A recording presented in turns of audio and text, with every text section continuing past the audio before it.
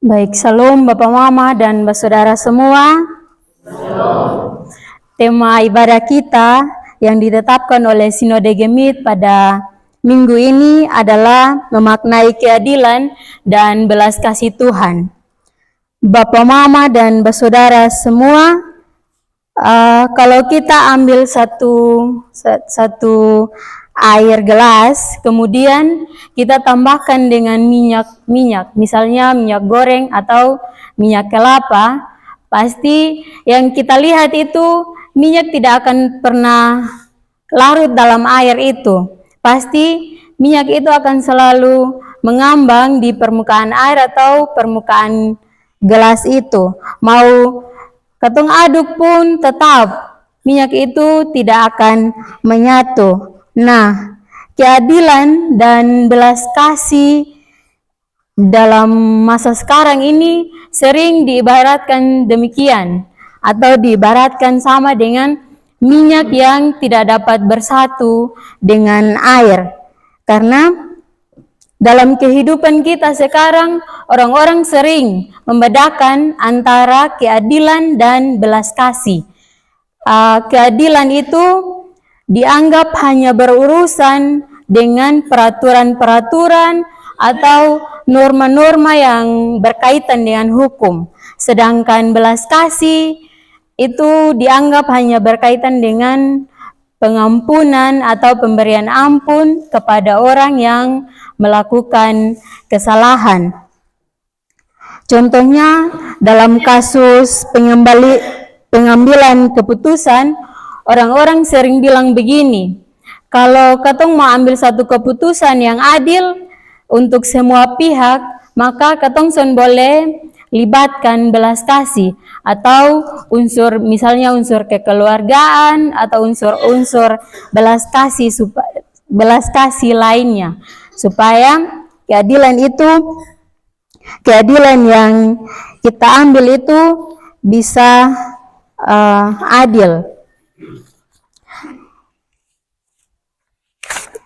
Nah, pertanyaan bagi kita di masa sekarang sebagai umat Tuhan, orang-orang yang percaya kepada Yesus Kristus, jika demikian kita mengakui bahwa keadilan hanya berurusan dengan peraturan atau norma-norma yang menyangkut dengan hukum, maka bagaimana kita sebagai umat Tuhan ini mau memaknai keadilan dan belas kasih Tuhan? Dalam bacaan kita hari ini, Injil Yohanes mencatat bahwa para ahli Taurat ini membawa seorang perempuan kepada Yesus saat Yesus sedang mengajar di Bait Allah. Perempuan ini dituduh melakukan perzinahan. Bagi ahli-ahli Taurat dan orang-orang Farisi, masalah ini harus cepat ditangani karena melanggar hukum atau adat dalam masyarakat Yahudi. Tetapi perbuatan mereka ini sampai-sampai mereka mengabaikan Yesus yang sedang mengajar. Mereka menuntut untuk segera mengadili perempuan ini dan mereka mengabaikan Yesus yang sedang mengajar dalam Bait Allah. Mereka mendesak Yesus untuk mengadili perempuan ini, tetapi mereka tidak membawa bukti yang kuat, yang mana mereka hanya membawa pihak perempuan untuk diadili, tetapi pihak laki-laki yang juga melakukan perzinahan tidak dibawa, malah dibebaskan. Dan dalam firman Tuhan hari ini tidak dicatat bahwa pihak laki-laki itu kemana. Nah, Bapak Mama, karena mereka ingin menggunakan kesempatan ini untuk mencobai Yesus, maka jika Yesus menyuruh untuk melempari perempuan ini dengan batu, mereka akan menangkap Yesus dengan alasan bahwa Yesus membuat keributan dalam perayaan Pondok Daun bagi masyarakat orang Yahudi. Tetapi jika Yesus tidak melakukan apa-apa, atau jika Yesus membebaskan perempuan ini, mereka juga akan menyalahkan Yesus karena mereka menganggap bahwa Yesus ini melanggar hukum Taurat, di mana pasti ia bukanlah Mesias, karena yang mereka pahami itu bahwa Mesias yang akan datang, Mesias yang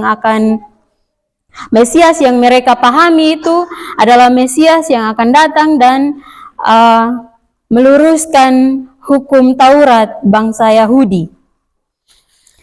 Nah, dalam hal ini, keadilan menurut para ahli Taurat dan orang-orang Farisi bahwa hukum itu harus ditegakkan, dan orang yang merasa kasihan terhadap orang yang berbuat jahat, ia berdosa karena tidak menerapkan hukum dengan tegas. Ahli-ahli Taurat dan orang-orang Farisi ini hanya menekankan pada sisi luar dari hukum yang ada, sedangkan Yesus tentu ia tahu tentang hukum dan ia memahami hukum yang berlaku dalam adat masyarakat Yahudi. Tetapi Yesus juga tahu tentang hakikat hukum yang sesungguhnya, sehingga Yesus pun menegakkan hukum dengan adil. Tetapi Yesus juga meluruskan cara penerapan hukum Taurat dengan meletakkan belas kasih sebagai dasar. Bapak, Mama, dan saudara semua, saya mencatat 3 hal penting bagi kita dari bacaan ini.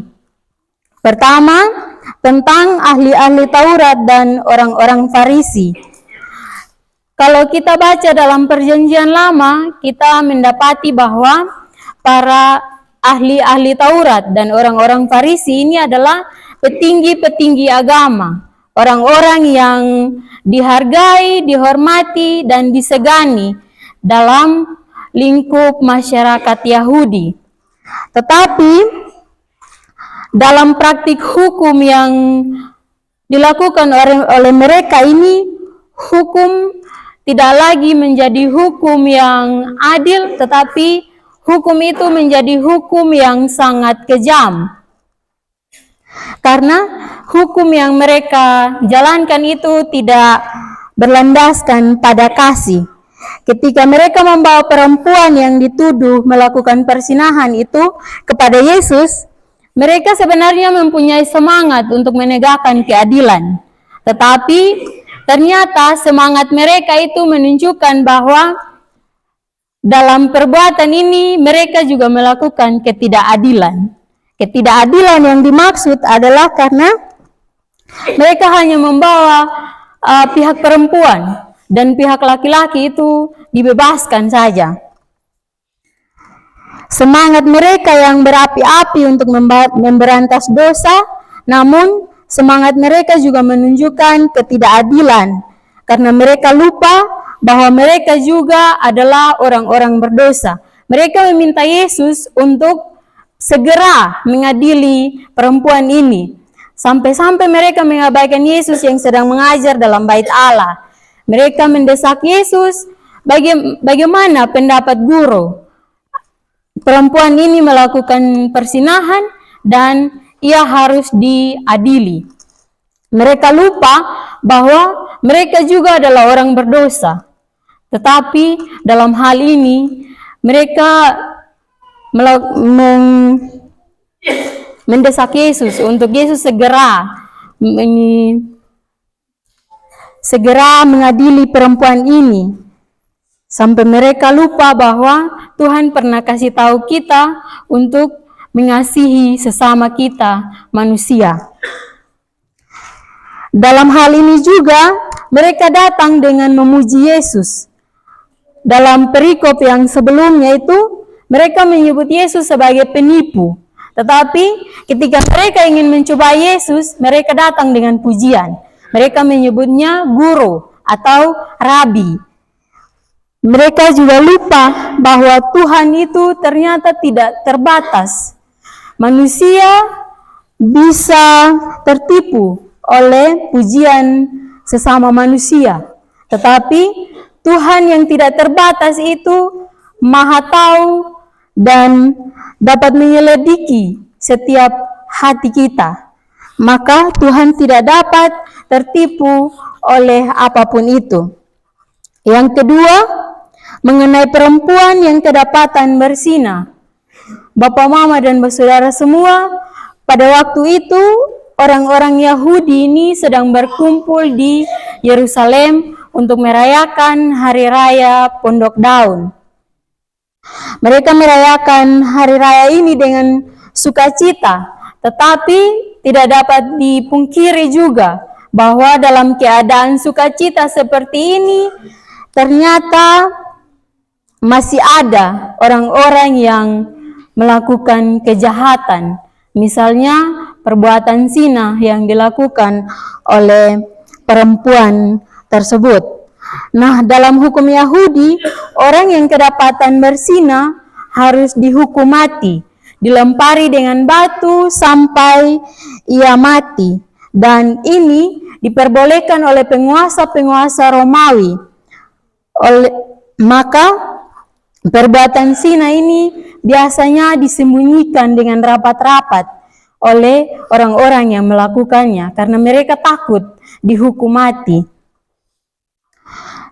Tapi apalah daya, kita mau menyembunyikan dosa kita serapat apapun itu, kalau Tuhan mengizinkan untuk dosa itu diketahui, maka kita harus bertanggung jawab terhadap dosa yang kita buat itu. Ketika perempuan ini tertangkap basah dan dibawa untuk diadili, tidak ada kesempatan bagi dia untuk membela dirinya sendiri. Tidak ada ruang, tidak ada orang yang mau untuk membantu dia atau bela dia. Karena jika mereka mau membantu dia, maka mereka juga dianggap berdosa. Di saat-saat seperti ini, dia sendirian. Ternyata sesamanya tidak ada yang membantu dia. Memang dalam penerapan hukum yang diterapkan bagi perempuan ini tidak adil.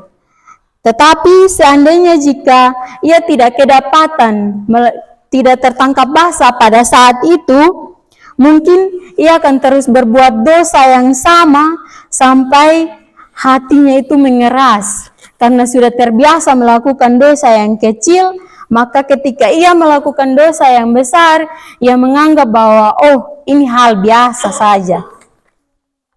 Jadi terkadang dosa yang terkuak juga dapat menjadi berkat bagi pelakunya sendiri, supaya kedepannya itu dia tidak lagi membuat dosa yang semakin menjadi-jadi. Lebih baik kita dipermalukan ketika dosa kita dibentangkan di hadapan kita untuk meyakinkan diri kita akan kesalahan kita, daripada dosa kita mengutuk kita atau dibentangkan untuk membinasakan kita. Hal yang terakhir mengenai tanggapan Yesus terhadap ahli-ahli Taurat dan orang-orang Farisi serta perempuan itu. Dalam bacaan ini, Yesus tidak menghiraukan mereka ketika mereka meminta pendapat Yesus. Yesus hanya diam, bahkan ia tertunduk dan menulis di tanah dengan jari. Dengan ini, Yesus mau mengajarkan kepada kita bahwa ketika kita diperhadapkan dengan masalah yang sulit, sebaiknya kita mengambil waktu untuk mempertimbangkan dengan baik dulu, baru kita memberi tanggapan. Ketika mereka terus mendesak Yesus dan Yesus tetap diam, mereka berpikir bahwa mereka berhasil menyudutkan Yesus. Namun ternyata jawaban Yesus yang Yesus berikan tercatat dalam ayat yang ke-7 itu membuat Yesus tidak hanya terlepas dari perangkap untuk mencobai dia, tetapi Yesus juga berhasil membungkam mereka serta mempermalukan mereka. Dalam ayat yang ke-7, Yesus mengatakan Barang siapa di antara kamu tidak berdosa, hendaklah ia yang pertama melemparkan batu kepada perempuan itu. Kalau di antara para ahli Taurat dan orang-orang Farisi merasa bahwa tidak ada yang pernah melakukan dosa yang sama, maka ia diizinkan oleh Yesus untuk menjadi orang pertama yang melemparkan batu kepada perempuan itu. Tetapi Bapak Mama, ternyata sebagai petinggi-petinggi agama tidak dapat dipungkiri juga bahwa mereka melakukan hal yang sama secara diam-diam. Dan ketika Yesus mengatakan demikian, maka mereka sadar, lalu mereka tidak jadi melempari perempuan itu. Kemudian pada ayat yang terakhir sebagai respon Yesus terhadap perempuan itu, Yesus mengatakan bahwa Aku pun tidak menghukum engkau, pergilah dan jangan berbuat dosa lagi mulai dari sekarang.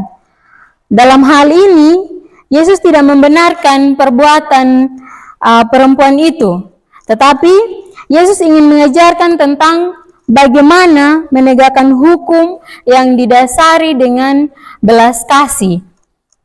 Oleh karena itu, maka belas kasih Allah ini tidak boleh kita pahami sebagai kesempatan untuk terus berbuat dosa. Karena kita jangan berpikiran bahwa buat dosa sah, toh pasti Tuhan akan kasih ampun katong. Katong sonde boleh memaknai belas kasih Tuhan itu, belas kasih Tuhan kepada kita seperti itu. Tetapi sebaiknya kita harus memakai belas kasih Tuhan ini sebagai kesempatan bagi kita, kesempatan yang istimewa untuk bertobat dan memulai kehidupan yang baru seturut dengan kehendak Tuhan. Kiranya perkataan Yesus ini terus terngiang-ngiang di telinga kita, tersimpan dalam benak kita, dan tertanam dalam hati kita, supaya kita dapat meresponinya dengan tepat dan sungguh-sungguh. Bapak Mama semua, kiranya firman Tuhan pada hari ini memberkati kita. Amin.